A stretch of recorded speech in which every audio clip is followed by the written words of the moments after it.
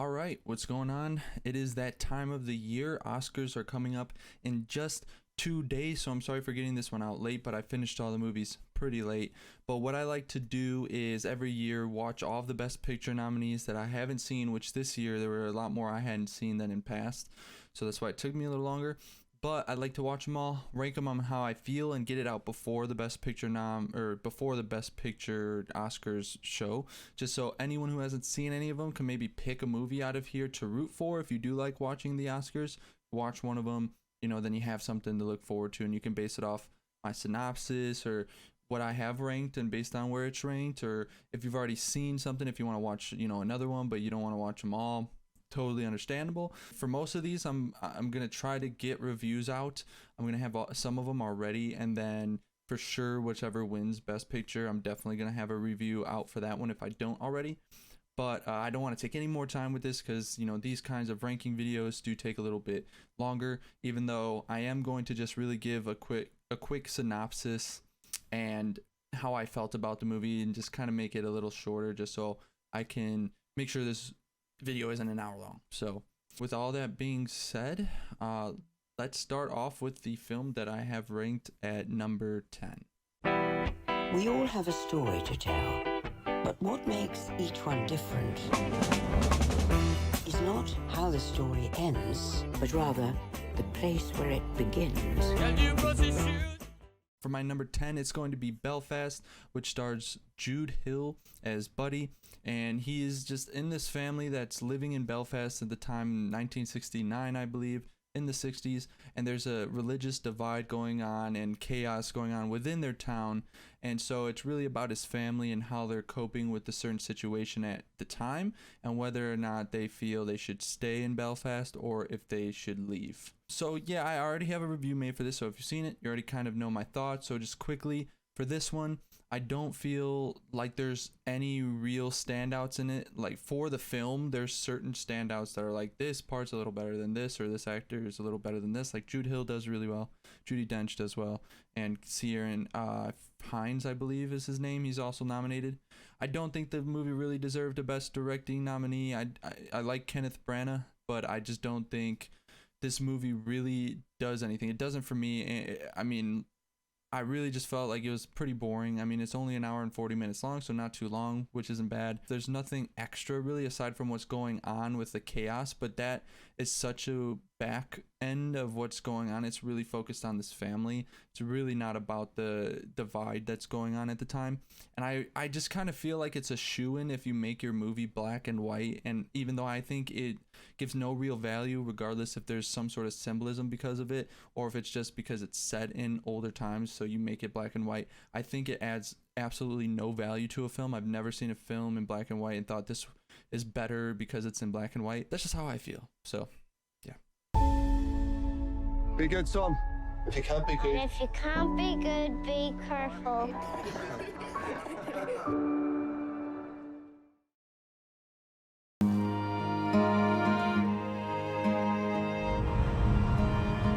今回は私たちの決まりでドライバーを用意します。というと、彼女です。渡美咲です。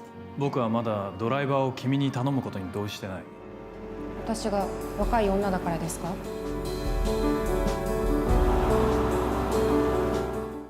For my number 9 film, it's going to be Drive My Car, which stars, I gotta look at this, Hidetoshi Nishijima. I don't know if that's how you say it, I'm sorry. But he plays Yusuke, who is this stage actor, stage director. He's actually a stage actor. His wife ends up dying, and now it's 2 years later, and he become a stage director where he's directing the same play that he was acting in. He's been given this driver who is required to drive him to and from all of his rehearsals, and this is another story of just about him and his life and moving forward from what happened, and also coping kind of with what happened before his wife died, which I don't want to give anything away even though it's at the beginning of the movie, but that's essentially where we're at. And it's him also with his group of cast, and specifically focuses on one of the other cast members and how he interacts with them and his new driver that he also has. Yeah, it's kind of hard to explain what this movie truly is, and it is a 3 hour long movie of just straight dialogue. So if that's not your thing, this is already not your movie. You can move on to the next section for my number 8. But again, I did feel like this film was partly boring. It is in Japanese too, so you have to pay attention if you don't speak Japanese. The reason I have this above Belfast, when it's like, oh, you're saying it's boring and it's 3 hours, it's almost double what Belfast is, and you're saying it's better than it. I do think the story at hand is better. It's more to me than just a couple days in the life of a family in a impoverished family in a regular impoverished situation. It's not even just families who are in poverty. I mean, a lot of people go through debt, but this feels like there's something else to it. There's more to it than just it's about the man, how he copes with the death of his wife, but also a situation that went on before his wife's death and how he copes with that. And then you get some nice interaction. I don't really think the interactions between him and the driver that he has is all that spectacular that certain people are making it out to be. I know there's certain connections between them too, and there's a certain dynamic between them. It didn't interest me to an incredible rate. For me, the biggest interactions were between him and I'm trying to. There's no pictures here for the actors, and I forgot the guy's name. But there's a specific cast member who plays Uncle. I forgot what his name is in the play, but he plays the same character that the main character Yusuke played when he was in there. And between them two, there were a lot of good interactions between there, and the acting between both of them were very good. So because of that, for the most part, and because it was shot, I did like how it was shot, but I could just like the aesthetics of, like, I do like Japanese culture and how it looks, and I really enjoy that. So that's how I feel about Drive My Car.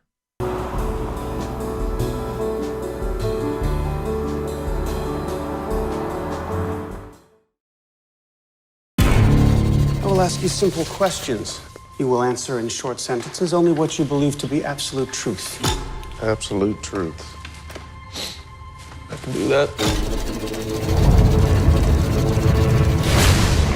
Now, brief as you can, what is your name? Stanton Carlisle.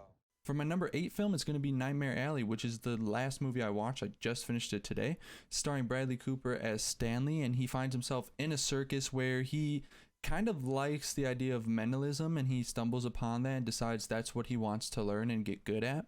And as he gets good at it, he talks to Molly, who is played by Rooney Mara, and he decides that both of them should leave the circus and go on to bigger, better things and just have a 2-person act where they can flourish and just have access to any part of all of the world that they want, and they can do whatever they want just themselves as an act, which they go off and do, and they get pretty successful at it until Stanley starts to take it a little bit too far. This one it's definitely a type of movie that gets a lot better near the end, but I don't think the ending was so good to kind of make up for the beginning. And it's not that the first 2 acts were horrible, it just wasn't completely intriguing to me. There were parts here and there, and I mean, you have a star-studded cast. You have Bradley Cooper, Rooney Mara, Toni Collette, Cate Blanchett, Willem Dafoe. I mean, and then there's so many other actors that are in here, some that have a little bit more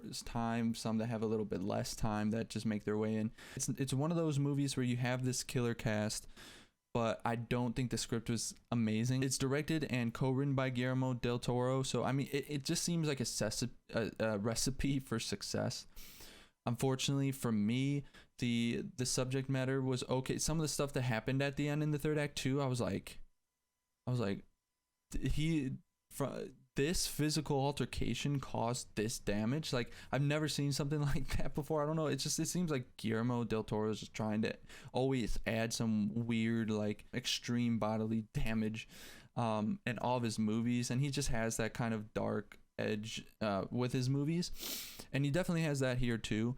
I just think the concept of writing and everything that was kind of within the story wasn't incredibly intriguing, and so that's why I have it so low in my ranked list for Best Picture nominations. If you displease the right people, The world closes in on you very, very fast.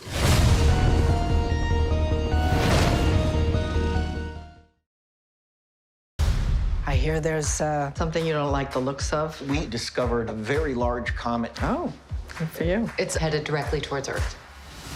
This comet is what we call a planet killer.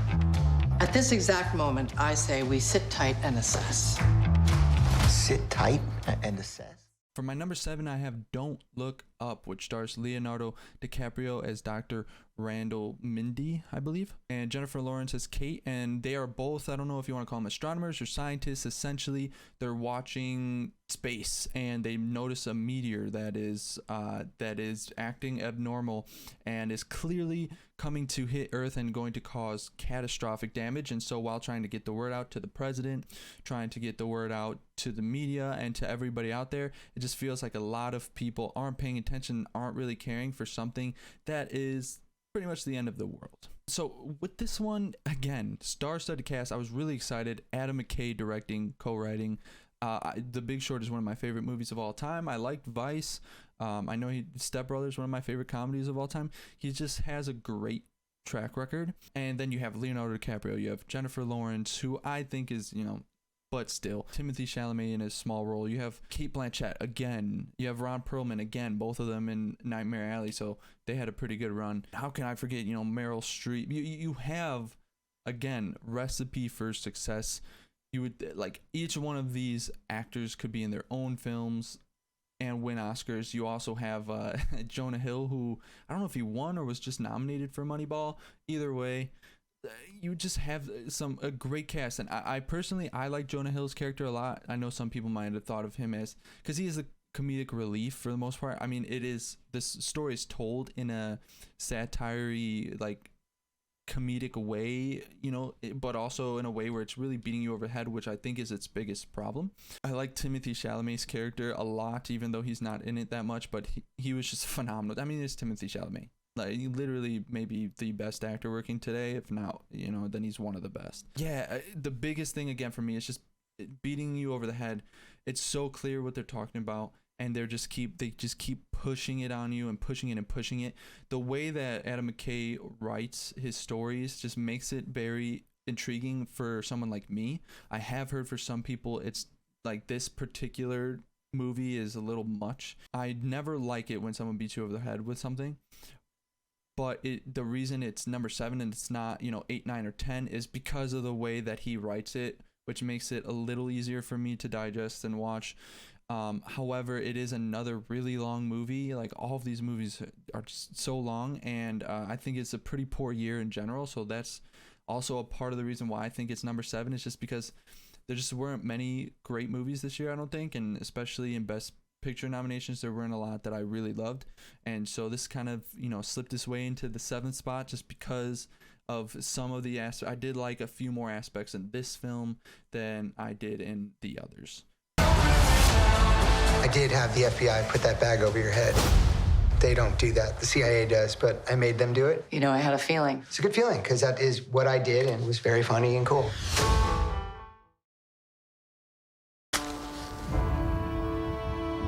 I wonder what little lady made these. I did, sir.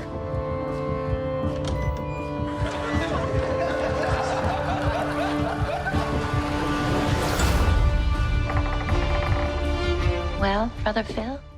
For my number 6 film, we have The Power of the Dog, which stars Benedict Cumberbatch as Phil. He is this macho Western man, this alpha dog, alpha male. And he's going out to this ranch with his brother George, who's played by Jesse Plemons, who starts to fancy this woman who works at the restaurant near the ranch, and her name is Rose, and they get married, and she has a son, an effeminate son, and Phil takes notice of this and makes fun of him, picks at him a bit, until the son Peter finds out a secret about Phil. And Phil, in order to keep the secret and hope to keep the secret, decides that he's going to befriend Peter to try and keep this low-key. But does he? And this film is, it has the most nominations of any film in the Oscars this year. You can find it on Netflix, so if you want to watch this, you can find it on Netflix. In case I didn't mention before, You can find Don't Look Up on Netflix as well. It's a Netflix original. Other ones that I mentioned, Nightmare Alley is on HBO Max, and so is Drive My Car. So you can find all of those for free if you, for those subscriptions if you have them. The acting was really, really well done in this movie, just all around. Kirsten Dunst, Benedict Cumberbatch, Jesse Plemons always does a great job.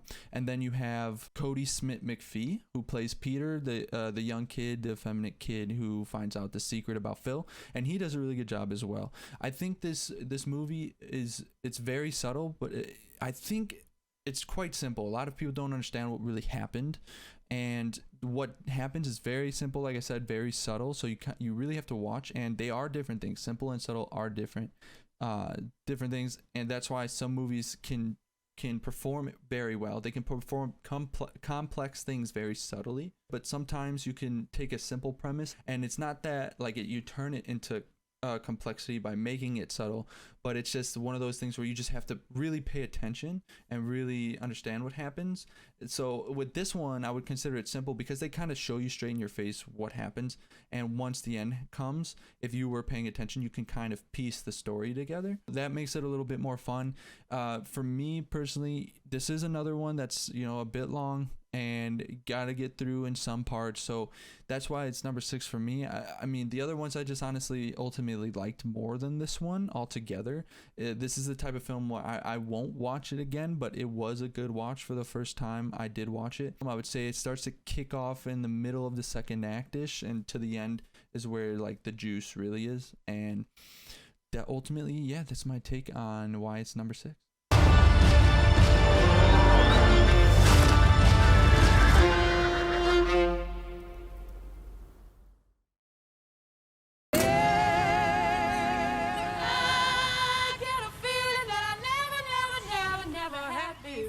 You're the girl with the deaf family? Yeah. I just want to tell you right now. And you sing. Interesting. For my number 5 film, last 5, here we go. We have Cody, starring Emilia Jones as Ruby, and she is the only one that can hear out of a family of 4, and the rest of them are deaf, and she decides that her love and her passion is music, and she really wants to go down this career path of music. And she has a teacher played by Eugenio Verdez, and he plays her music teacher who tries to get the best out of her and decides he's going to give her free lessons and try to help her get into this prestigious music college that he went to. And there is a little bit of animosity between Ruby and the family, though, because they do have a fishing business and it starts to thrive, and that is kind of when she decides that she really wants to pursue this and go to college for it. And so there's that little animosity there. Plus, it's also hard for a family who can't hear and their daughter's passion is singing. So I'm sure you can imagine that. For this movie, I really liked the dynamic. I thought the dynamic was done really well. Ruby Emilia Jones, has a really, really nice voice. Just from the get-go, it's just the only one that can hear out of a family who are deaf, and then she chooses singing. It's definitely one of those that are heartwarming. It can be sad, it can be dramatic, and there's an incredible performance who I do believe deserves to win best supporting actor. He is nominated. His name is Troy Kotzer. I'm not sure. He is actually deaf, and he plays a phenomenal role in this. The best moment of the movie to me is an interaction between him and Ruby or Emilia Jones. And he just kills it. He does such a good job in showing so much emotion, and it's just incredible how he does it. Everyone in the family does it. They all deserve recognition. Marlee Matlin and Daniel Durant, they all do well. All of them have a really good job and really explore the body language. And I mean, I believe they're all deaf. I know Marlee Matlin is. I'm not sure if Daniel Durant is. I believe he is as well. So, they live with it. They've learned through body language. So I'm sure it comes very naturally to them. I just think the standout for me specifically was Troy. And I really hope he wins that best actor now. But this is a good one that you can find on Apple TV Plus. So if you have that, then go check it out. All that I need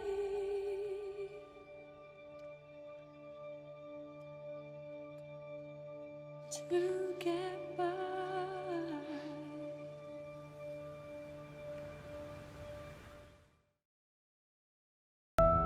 A little wet for practice, don't you think?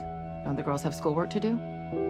They do their homework. Tundi's first in her class. Lynn and Isha are too. Now, I don't even mind you saying we hard on these kids. You know why? Because we are. That's our job, to keep them off these streets. For my number 4 ranked film of Best Picture nominations, I have King Richard. So King Richard, starring Will Smith, he plays Richard Williams, who is the father of Venus and Serena, and really it's the story of how Venus and Serena came up, but under their father Richard, and how much of a stubborn bring up they had, and how kind of strict he wasn't necessarily. He was pretty strict, but really it was more so about how stubborn he was, and how he kind of made it about him, even though he was really strongly making it about his family. But you can see underlying that a lot of it was about him, and him growing up, how he put his ideologies in the minds of his kids, and how he really wanted everyone to feel how he felt and do things his way. I think Will Smith definitely in this year, I think out of all of the Best Actor nominations, I think he deserves it. I think he's been deserving it since The Pursuit of Happiness. He's been honestly deserving it. Not saying every performance he's had since The Pursuit of Happiness he deserved it, but he's just such an incredible actor, and he's been nominated a few times now, and I think this is the year for him, so I think he will get it. But as far as the movie goes, it's very well acted. The 2 actresses who played Venus and Serena did really well. His wife did really well, played by Miss Ellis. I don't want to butcher that first name, I'm sorry. But the movie itself is done really well, and man, Will Smith, he plays a role where it's just like you're so angry at him and you're so annoyed by him, but it's just because he plays that role so well, and over time you see him kind of open up, but you see this very stubborn persona that he has. It's just everyone needs to see things his way or do things his way. He takes his kids to these very well-known tennis players, tennis trainers, and he's telling the kids to do things against what the trainers telling the kids to do, and like so the trainers are getting annoyed, and it's just the way he plays it is so well done. I don't think it's a movie that like I'll go back to later, but as far as what we have here in Best Pictures and in the scope of the year, it was a well done film, and so I do recommend it. It's on HBO Max as well, so if you have a chance, definitely check it out. Venus Williams, who is your best friend? You, Daddy. Serena Williams, who is your best friend? Venus. Then you. Then you. After Venus. The first gringo boy who smiles at you. I never seen you before. You're not Puerto Rican. Is that okay? Do you want to start World War III? For my number 3 ranked film of Best Picture nominations this year is going to be West Side Story. If you don't know what West Side Story is about, it's about 2 rival gangs who have different cultures and differences and don't see eye to eye, really wants the other gang to get out of their town, and when one person from each different culture meet up and they fall in love with each other, it creates high tensions, even more high tensions between the 2 gangs. For this one, in my review, I didn't mention Ariana DeBose, but she did a great job, and she is up for Best Supporting Actress. And from the films that I've seen and people that are nominated, she is definitely the one I believe deserves it, that I would choose for Best Supporting Actress. She did a really, really good job as Maria's sister, and played by Rachel Zegler, again someone who had no experience before, it seems, other than her performing arts school, who is in this and 2 more major films. And then you have Ansel Elgort, who did a really good job as well. And I didn't mention the controversy thing because I totally forgot about it. I'm not too sure how that resolved, whether or not they know he did something or he didn't. I'm not sure, but I mean, either way, I didn't want to get too much into that because just the movie itself is really well done. I think Steven Spielberg deserves Best Director for this one, even though it's not my number 1. It's not my favorite Best Picture nomination, and I know Best Director and Best Picture most times go hand in hand. I don't know if I really expect it, but I do think he deserves best director. It was directed the best, in my opinion. It was most pleasing to watch. The cinematography was very well done in this. Didn't check for best cinematography, so I'm not too sure if this was nominated. Sure it was, but I don't know if I would agree if it should win. I do think it was really, really well done, though, and it would be hard to have another film, I think, beat this one out. Maybe Dune. Aside from that, yeah, that is why it's my number 3 favorite film.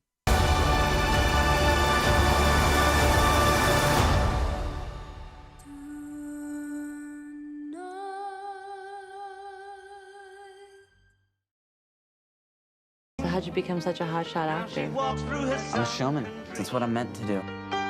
To the seats with the clearest view. Then she's hooked to the silver screen. Do you know who I am? Yeah. Do you know who my girlfriend is? Barbara Streisand? Barbara Streisand. Sand. Sand, yeah, like sands. Like the ocean, like Barbara beaches. Streisand? No, like Streisand. Sand. For my number 2 ranked film in the Best Picture nomination category, we have Licorice Pizza, which stars Alana Haim, and she's in this point right now. She's 25 years old, not sure what she wants to do with her life. She's at a point where she just wants to find love already. She comes across Gary, who's played by Cooper Hoffman, and he is this very ambitious young child who comes up to her and wants to take her out on a date, but he's 15 years old, so she's like, the age difference, I don't know about that.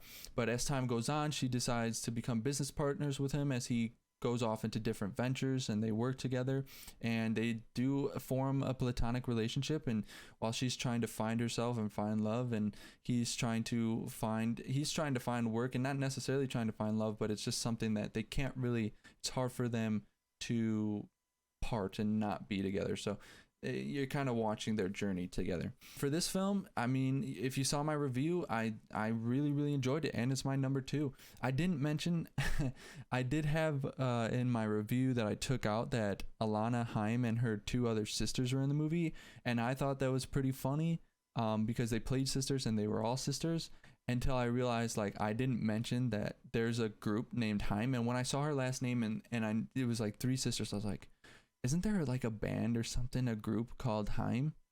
And I looked it up, and it's literally them 3. So I was like, I would have felt so dumb if I would have been like, this is crazy, and I didn't even mention that they were the group.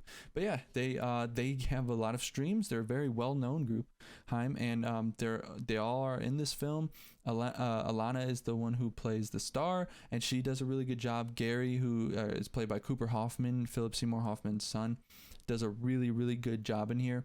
From watching other people's reviews after I made mine, I guess there's a couple controversies. One, which I guessed, the age difference. Another one being there's another one that I don't really want to get into. But overall, I think the movie was shot really well. Paul Thomas Anderson killed it once again. I mean, no surprise there. You get everything, the best out of all the actors. I mentioned in my review, Benny Safdie and Joseph Cross are in this, and they have the best scene in the film for me personally, which also crosses over with Alana. She's in the scene as well, but it's just a very, very good scene, and the movie's fun. It's comedic. You'll have your laughs. I guess you could consider it kind of on the short end compared to the other films. It's 2 hours and 13 minutes, and it's like maybe the second or third shortest of all the Best Picture nominations, or maybe 4th. Yeah, if you're looking for something that's fun, it's gonna take you on a nice fun ride with a few cameos in there you're gonna probably laugh. The drama's not too crazy dramatic, which I don't mind, but it worked in this film how the drama was. And if you like Paul Thomas Anderson films, I mean, this is another really good one. Check it out. I don't think it's on any streaming platforms, unfortunately, but definitely worth a watch.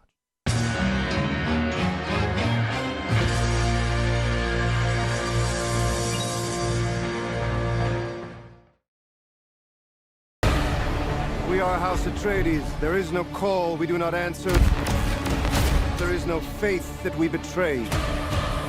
Smile, Gurney. I am smiling. The Emperor asks us to bring peace to Arrakis. House Atreides accepts!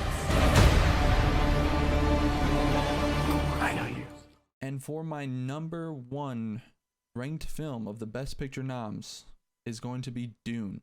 And I don't know how to explain this movie, so I'm going to read the synopsis. A noble family becomes embroiled in a war for control over the galaxy's most valuable asset, while its scion becomes troubled by visions of a dark future. I'm going to go ahead and say Scion has something to do with Paul, who's played by Timothée Chalamet, because he's the one having visions of this girl who's played by Zendaya in the desert. It's crazy because I'm not a fantasy guy. I'm not this kind of like, I don't know if you consider this utopian sort of, Star Wars, spacey. I'm not that type of guy. Like, I like Lord of the Rings, but aside from that, I'm not a Star Wars fan, not a Harry Potter fan, things like that. And this, I mean, it's much closer to like Star Wars than it would be to like a Harry Potter or Lord of the Rings, I would say. But it's the same kind of, lore and concept that it's building, and it's based on books and everything. But I thought it was great. I thought this one was good. This is the only one that's actually in my top 10 favorite films of 2021, which is going to come out. Timothée Chalamet does a great job. You have Josh Brolin, Rebecca Ferguson, beardless Jason Momoa. You have Stellan Skarsgård, who plays the villain, Oscar Isaac. You have another really killer cast that actually killed it with Denis Villeneuve, which you can always just count on him to make some cinematic film. Just great cinematic film, very good directing, very good cinematography. He wasn't nominated for Best Director, I don't believe, if I remember correctly, but I definitely think he could have been. I think it probably holds less gravity for someone who likes Star Wars and hears from someone who doesn't really like Star Wars that they like this film. Thinking about it, if anything to you, if you don't really like Star Wars or whatever, I think you still will really enjoy this film. I think a lot of people will really enjoy this film, unless you completely just hate movies like this and will never give them a chance. Then you probably won't want to watch this movie. But if you're willing to give it a chance, watch something very cinematic. Unfortunately, it's not in theaters anymore. It's, I think, the best place to watch it, but it is on HBO Max. So if you have a solid TV, or if it's just interesting to you, you want to watch it, definitely you can watch it right now if you have that. And there's a lot of films on this list that you can watch if you have HBO Max. So I would get it if I were you. I mean, there's good stuff on there. I just thought the acting was really well done.